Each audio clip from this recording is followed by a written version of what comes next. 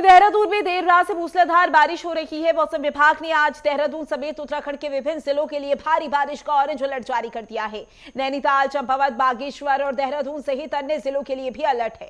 मौसम विभाग की चेतावनी के मद्देनजर प्रदेश के 4 जिलों में स्कूल की छुट्टी घोषित कर दी गई है।